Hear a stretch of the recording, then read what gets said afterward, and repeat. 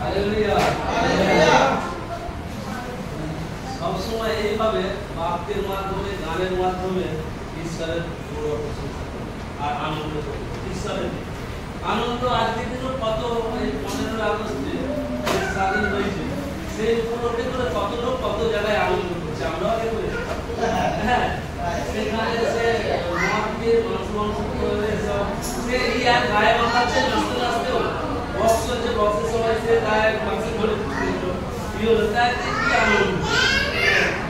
কিন্তু আমরাও কিন্তু আনন্দ করছি, আমাদের আনন্দ অন্যভাবে। তো এখানে ঈশ্বর সদাপ্রভু এখানেও আনন্দ করতে বলছে। তো সেখানে আর একটা পদে কমলা পদে করো। হ্যাঁ, এই ফিলিপিও 4 অধ্যায়, এখানেও আমাদের গান। হ্যাঁ, ফিলিপিও 4 অধ্যায় ওখানেও আমাদেরকে আনন্দ করতে বলছে। হ্যাঁ, 4 অধ্যায় 4 পদ বলছে প্রভুতে আনন্দ।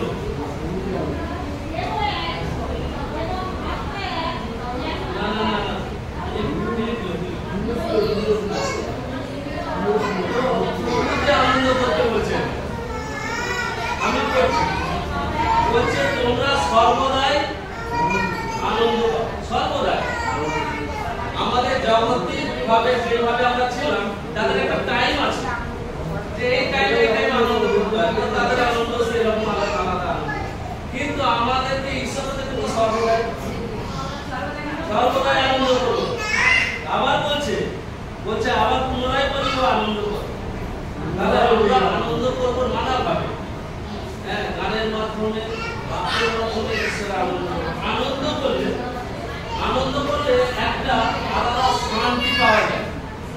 সেই শান্তিটা দেখা যায়, ঈশ্বরকে যেমন দেখা যায়, শান্তিও দেখা যায়, অনুভব করা যায়। তো সেখানে ঈশ্বর শান্তি দিচ্ছে কিভাবে?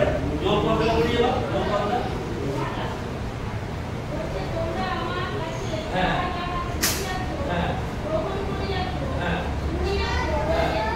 হ্যাঁ, হ্যাঁ,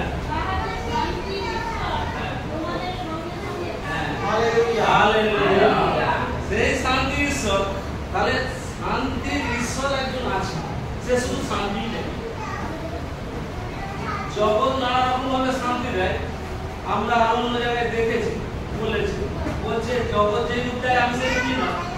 এখানে বলছে এই সেই শান্তির ঈশ্বর আমাদেরকে শান্তি দিবে। বলছে তোমরা যা শিখেছো, যা দেখেছো, সরস্বতীতে যেগুলো সব নিরূপণ করে সব দেখেছো, তোমরা দেখেছো, যেগুলো দেখেছো সেই সকল কর। আমরাও এরকম আনন্দ করছি, এরাও দেখছে, এরাও করবে। ঈশ্বরকে আনন্দ করলে সেই শান্তির ঈশ্বর আমাদের সঙ্গে সঙ্গে থাকবে।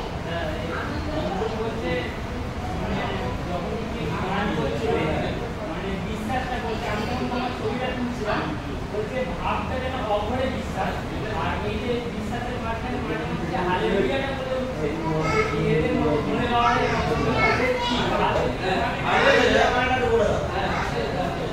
হালেলুয়া।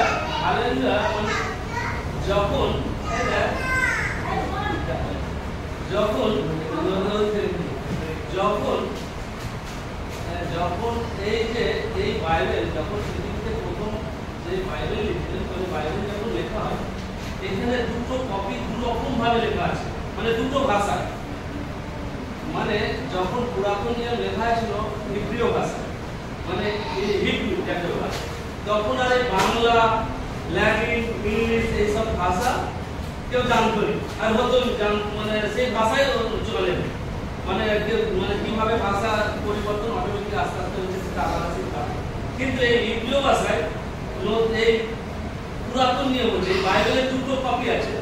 একটা যিশু আসার পর স্বর্গে চলে যাওয়ার পর যিশুর কথা শিষ্যরা লিখেছে। যিশুর কথা যিশুই লিখেনি, যে আমার কথা সে লিখছে তা নয়। তাহলে যদি আমি আমার কথা যদি আমি নিজে লিখি তার গুরুত্ব আলাদা, যদি আমার কথা যদি তুই লিখিস কি অন্য কেউ লিখে তার গুরুত্ব আলাদা। তো যিশুর কথা শিষ্যরা লিখেছে, সেটা হচ্ছে সেই ভাষা হচ্ছে গ্রিক ভাষা। যখন গ্রিক ভাষাও আসেনি পৃথিবীতে তখন হিব্রু ভাষা ছিল। আর সেই হিব্রু ভাষাটাই মানে যেমন এখন ভাষা কি আমাদের রাষ্ট্র ভাষা, এখন হচ্ছে হিন্দি। তো তখন হিন্দিরও জন্ম হয়নি, তখন ওই হিব্রু ভাষা ছিল। তো হিব্রু ভাষায় যখন এই বাইবেলটা লেখা হয় তখন সেই ভাষায় হালেলুয়া কথাটা উঠেছে। সেই হালেলুয়া শব্দ মানে হচ্ছে ঈশ্বরের গৌরব করা, ঈশ্বরের প্রশংসা করা। মানে আমরা যেমন বলছি ঈশ্বরের প্রশংসা কি কারো ধন্যবাদ প্রশংসা করছে, হালেলুয়া ভাষাটা হচ্ছে হিব্রু ভাষায় ওই কথাটাই যে ধন্যবাদ করছে ঈশ্বরের প্রশংসা হোক, এইটা হিব্রুতে হালেলুয়া। হ্যাঁ, ঈশ্বরের গৌরব করা। হ্যাঁ, হালেলুয়া মানে। তো এই হালেলুয়া এইটা এখন বাংলায় বলছি, তাহলে আমরা বাংলায় ধন্যবাদ বলিনি কেন? হালেলুয়াটা সেটাই বলছি কেন? কারণ সেইটা এই হালেলুয়া ভাষাটা এরকম গুরুত্ব, কিছু কিছু হিব্রু ভাষা আছে সেগুলো ইংলিশ বাংলা যত পৃথিবীতে ভাষা আছে এই হিব্রু ভাষায় এই কথাগুলো আমাদেরকে এটা চলবে, এগুলো বলতেই হবে। এইটা সেইভাবে এখানে মিনিং করা যাচ্ছে, বুঝতে পারলেন? কারণ সর্বরাজ্যে হ্যাঁ, প্রকাশিত বাক্যতে অনেক কিছু আমরা বললে বুঝতে পারবো। তো হালেলুয়া মানে হচ্ছে ঈশ্বরের গৌরব। হ্যাঁ, এই যেমন আমিন ওইটা হিব্রু ভাষা। আমিন কথার মানে আমরা বলেছি যে আমি যা প্রার্থনা করলাম সেটাই যেন হয় আমার জন্য, মানে ইয়াই হোক। হ্যাঁ, এটাই যেন হয়। যা এরকম আরো অনেক আগাপে আছে। আগাপে মানে কি? হ্যাঁ, এইরকম পরপর অনেক ভাষা আছে। তো আগাপে মানে হচ্ছে ভালোবাসা। আমরা যেমন এখন ভালোবাসা করি মানে আগাপে, মানে এইরকম অনেক কথা আছে। যখন আমিও জানতাম না, যখন এখানে যাচ্ছি অটোমেটিক জানার আগ্রহ হচ্ছে, জেনেছি, আস্তে আস্তে এরকম বলেছে, আস্তে আস্তে জানতে জানতে জানছি। তো তুই যখন এখানে থাকলি অটোমেটিক অনেক ভাষা যেগুলো আমরা জানিনি সেগুলো জানি। আর ঈশ্বর আমাদের কারো না কারো মাধ্যম দ্বারা আমাদের দেখাবে। তো সুন্দরভাবে আমরা এখন এই আরাধনা শুনলাম। হ্যাঁ, অনেকের মাধ্যমে সুবিধার মাধ্যমে বাক্য শুনলাম। হ্যাঁ, আরো আগে শুনেছি, আগের বারে সাক্ষ্য শুনেছি। তো এখন আমাদের কিছুক্ষণ মানে একইভাবে ঈশ্বরেরই গৌরব করার জন্য, ঈশ্বরের প্রশংসা করার জন্য কিছু টুকটাকি বাক্য আমাদেরকে বলুন, যেন সেই টুকটাকি কাজেও আমরা কিছু শিখতে পারি, জানতে পারি। সবাইকে জয় যিশু। তোমাদের শাসন আগে একটু প্রার্থনা, এই প্রশান্ত ভাই আজ একটু তোমাদের প্রার্থনা করুন।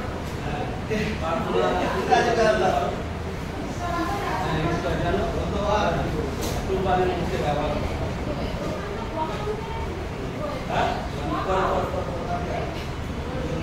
খেয়েছি তো পেটে নিতে বলে পেটটা উঁচু হয়ে গেছে। তো যাই হোক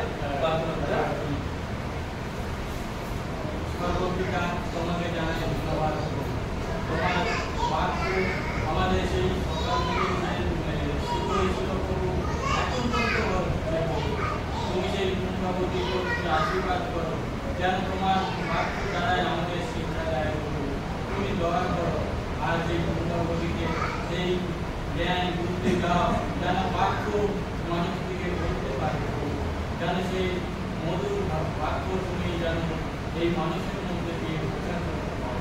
তুমি দয়া করো, আশীর্বাদ আমাদের সভাপতি রেখো, আর তুমি আমাদের শুনতে বা জানতে সাহায্য করো। প্রার্থনা